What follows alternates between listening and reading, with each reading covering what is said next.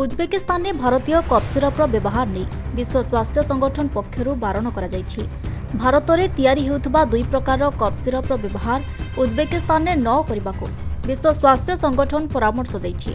Noida भित्तिक company Marian biotech पिलांक पई प्रस्तुत करुथिबा दुई प्रकार सिरप उपरे एपरी रोक लगा जाइछि। पिलांक पई एही सिरप सुरक्षित नुहे बोली विश्व स्वास्थ्य संगठन चेतावनी देछि। 19 जन शिशुंक मृत्यु पर WHO पक्षरु एही पदक्षेप निया जाइछि। WHO तार वेबसाइट रे एहाकु नै अलर्ट करिछि। WHO कहिछि जे आम्ब्रोनल सिरप एवं डोक 1 मैक्स सिरप रो निर्माता हेउछि मारियन बायोटेक प्राइवेट लिमिटेड, जहाँ भारतर उत्तर प्रदेश रे रहिछि।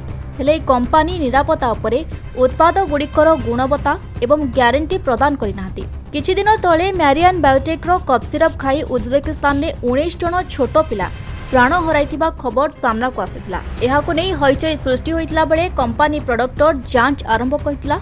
उत्तर प्रदेश सरकार मध्य कंपानी रो उत्पादन लाइसेंस को बातिल करिथिले ओ कंपानी को कारण दर्शाओ नोटिस पठाइथिले। एजाई कंपानी आवश्यक उत्तर दे पारि नथिबा जणा पड़िछि। ब्यूरो रिपोर्ट निर्भय सूचना। अधिक अपडेट पाई आम चैनल को लाइक शेयर एवं सब्सक्राइब करिया को जमार भी भूलंतुनी। निर्भय सूचना निर्भयर सह सबुबले आपनक साथी रे।